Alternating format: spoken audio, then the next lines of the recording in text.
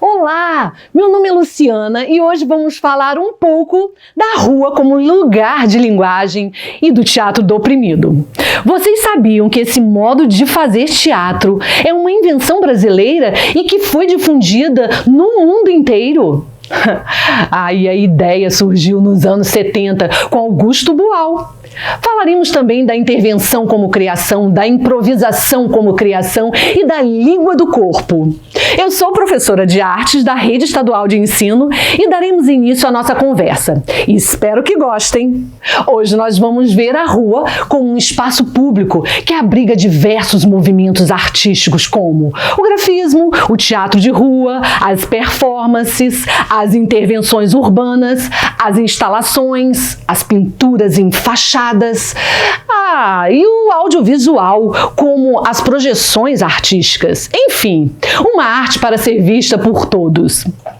Nossa finalidade é levar vocês a perceberem a presença da arte no nosso dia a dia. Compreender não só a função decorativa ou algo que agrade uma pessoa, mas como um processo criativo, entendem? A exemplo disso, veremos a imagem registrada do Grupo EBA, de Caxias do Sul, no espetáculo de rua As Aventuras do Fusca à Vela, e isso foi em 2016, no Festival Internacional de Teatro de Rua, em Porto Alegre. Vejam vocês, a dinâmica da cena em que o cotidiano das pessoas acontece de forma natural e que a plateia, de forma espontânea, muitas vezes interfere nos diálogos dos atores. Bom, misturando teatro, dança, música, circo em uma combinação de várias linguagens artísticas. O teatro popular de rua é uma arte híbrida, misturada, sabe? Assim, o grupo performático francês Le Soufflé, que quer dizer os sopradores, por meio de sua arte, oferece oportunidades para que as pessoas tenham acesso ao discurso poético e possam desacelerar o ritmo do dia a dia. A imagem que veremos a seguir é de uma apresentação no México, em que o ator sussurra um poema no ouvido das pessoas. A companhia de teatro teve uma ideia inovadora, criativa, de oferecer à plateia alguns minutos de desligamento. O objetivo do grupo é realizar uma performance para desacelerar o mundo, oferecer uma espécie de pausa. Eles utilizam de canos de fibra de vidro, carbono ou papelão de aproximadamente 1,80 m para soprar as poesias, no ouvido das pessoas que passam, uma maneira de experimentar novas maneiras de apreciar a arte das palavras. E essa prática nasceu o grupo Os Sopradores, que vem desenvolvendo esse tipo de linguagem desde 2001. Já a última imagem é de uma apresentação em Curitiba, em que a atriz assopra poesia. Bom, eu espero que eu tenha sido claro e penso que somos todos capazes, somos todos criativos, não é mesmo? Agora vamos falar do teatro do oprimido. Vocês sabiam que esse modo de fazer teatro é uma invenção brasileira? E que foi difundida no mundo inteiro. A ideia surgiu em 1970 com Augusto Boal. Augusto Boal nasceu em 1931 e morreu em 2009.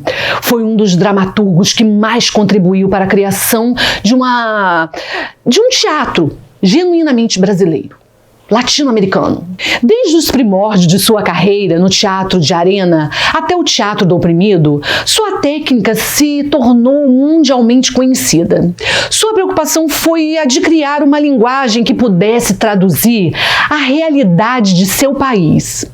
Uma maneira brasileira de falar, sentir e pensar. Boal nasceu no Rio de Janeiro, mas foi em São Paulo que dirigiu a Companhia de Teatro de Arena e criou seu método que será sempre referência na dramaturgia brasileira. A concepção teatral para ele parte de um método de concepção e encenação teatral que reúne desde exercícios a jogos, em que se utiliza de diversas técnicas, ao qual ele chamou de teatro do oprimido. Essa companhia que agora vamos ver é a tribo de atores Ó Nós Aqui Travês.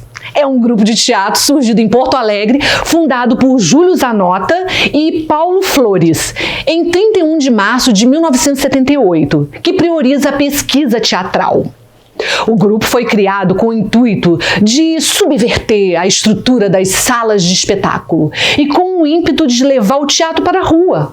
E esse espetáculo, Caliban, A Tempestade de Augusto Boal, abriu o 5º Festival Brasileiro de Teatro Tony Cunha em Itajaí, Santa Catarina.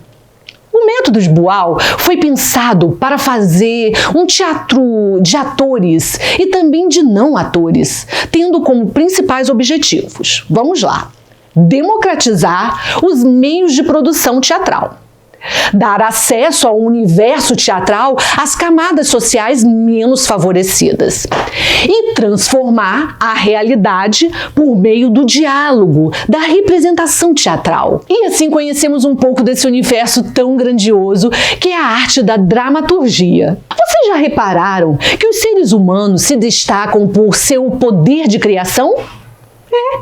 Essa é uma habilidade desenvolvida há muito tempo. E isso faz toda a diferença, né, gente? Entre nós e as outras espécies do planeta. E como se dá a criação na arte? Será que se dá através da inspiração? Será que se dá da genialidade ou da vontade incontrolável de dizer algo utilizando uma linguagem? Vamos lá descobrir, né, gente? Lembrando que a linguagem do nosso estudo é artística e a criação nasce do nosso desejo. Por exemplo, compor uma música como o cantor Gabriel Pensador. Na música Se Liga Aí, ele fez em 2001. Gabriel nos conta que o pensamento tem poder, mas é preciso encontrar um modo de dizer o que esse pensamento expressa. É uma forma de fazer e de se tornar realidade. Você já parou para pensar quando que um artista cria algo? De onde surgem as ideias? De onde? Por exemplo, o artista grafiteiro paulista Alexandre Orion. Ele desejou dizer algo às pessoas de uma das cidades mais populosas do Brasil, São Paulo. Pensou, pesquisou, escolheu um lugar, os materiais e se pôs a criar, em plena metrópole. O artista começou a pôr em prática a sua ideia e a executar sua obra. Alexandre Orion é um artista visual, muralista e fotógrafo brasileiro. Autor de diversos projetos como o Ossário. Ele nasceu em São Paulo no dia 9 de agosto de 1978. Desde pequeno já desenhava e pintava. Segundo ele, sob a influência da cultura do skate, do hip hop, fez seus primeiros trabalhos nas paredes. Em seguida passou a fazer grafites nas ruas e depois ele partiu para fazer tatuagens exclusivas, o que serviu de ponte para a ilustração. Esse trabalho, Ossário, foi idealizado bem assim. As pessoas que passavam pelo túnel no momento da criação, lá estava o artista, Orion, grafitando, deixando seu recado, que talvez alguns tenham ficado curiosos, incomodados ou indiferentes. Vocês já se imaginaram fazendo parte de grupos de artistas, desenhando para uma grande revista, ou sei lá, grafitando nos muros, fachadas de sua cidade, ou quem sabe até mesmo no exterior? Não? Pois tenho certeza que aí dentro de vocês pode ter um grande potencial de um artista. Basta acreditar, gente. Basta praticar. Aqui fica meu desafio de hoje. Já a improvisação como criação no teatro, imaginem vocês uma cena. O amanhecer.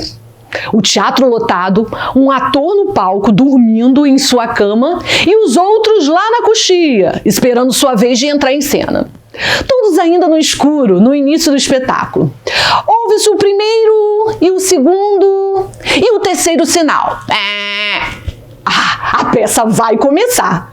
Surge um som de galo. Cantando, sugerindo o anunciar do amanhecer. A ideia inicial era o amanhecer na fazenda. Entretanto, A luz, que representa o amanhecer, simplesmente não acendeu. O que fazer? A fala do texto é: "Ah, que lindo amanhecer! O dia será ensolarado." Contudo, a luz e o dia não clareou. O espetáculo não pode parar. Para o espetáculo teatral continuar, o grupo deve improvisar uma saída para o problema. O que o ator vai fazer? Improvisar? E o técnico de iluminação? Como resolverá o problema? Afinal, o espetáculo não pode parar. E os atores, o que farão? O teatro, como uma arte do aqui e agora, ocorre em vários momentos. A improvisação como saída para resolver um problema que surge inesperadamente. O grupo, ao se propor encenar na rua, está sujeito a várias interlocuções e interferências, né, gente? Da própria rua e da própria plateia. Além dessas possibilidades, a improvisação em cena é a tentativa de uma solução para resolver o problema, atingindo criatividade e agilidade. Há outra forma de improvisar. Trata-se da improvisação enquanto técnica ou recurso, da qual o grupo de atores se apropria como proposta de criação para um determinado espetáculo. Existem companhias de teatro que criam jogos teatrais em que a improvisação faz parte da técnica e da concepção cênica adotada na criação da peça.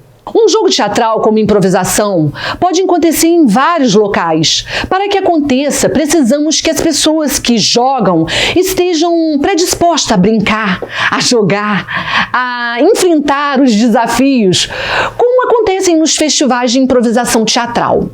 A exemplo disso, tem uma imagem da terceira mostra de festival Improvisorama, que acontece em São Paulo. Esse festival, além de oferecer vasta programação artística, também contempla o público com diversas oficinas de improvisação teatral e são gratuitas ao público. Agora, é preciso fazer algumas combinações. Antes de improvisar, é claro. Quem são os jogadores? Quais serão as regras do jogo? E qual será a duração do jogo? Mas tem mais uma, a mais importante. Qual será o problema que vai gerar a improvisação? E qual a sua ideia a partir dessa aula? Bora fazer teatro com a família, gente, aproveitando que estão todos reunidos em suas casas. Bom, meus alunos, entendemos que a dança e o teatro são linguagens cênicas, assim como as palavras são os vocábulos da língua que falamos e escrevemos. Podemos dizer que os movimentos são os vocábulos cênicos da dança e do teatro e de suas versões filmadas. Podemos ler essas linguagens pelo ator através da expressão fisionômica, ao receber o esforço dos músculos nos nervos do corpo de um ator ou bailarino.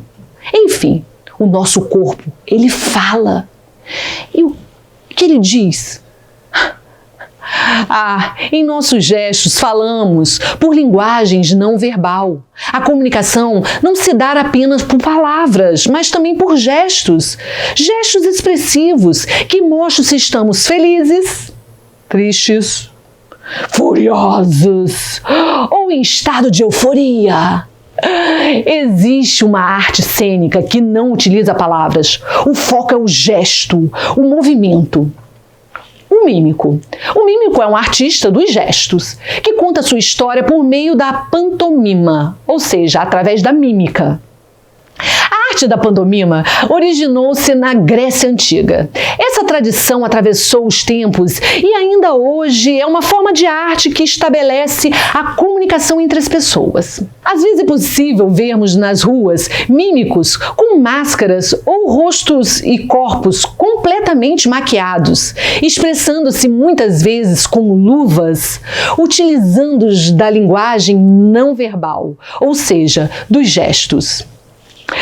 No cinema, em seus primórdios, a arte da mímica também foi explorada por artistas como o inglês Charlie Chaplin. Já ouviram falar? O Um exemplo de seus personagens é o inesquecível Carlitos, protagonista de vários filmes. O que seria de nós se não houvesse a arte de representar? E assim, encerramos nossa aula de hoje. E espero que eu tenha sido clara na exposição dos temas, como a rua como lugar de linguagem, a intervenção como criação, a improvisação, o teatro do oprimido, a língua do corpo. E aqui fica meu convite para o nosso próximo encontro. Até lá!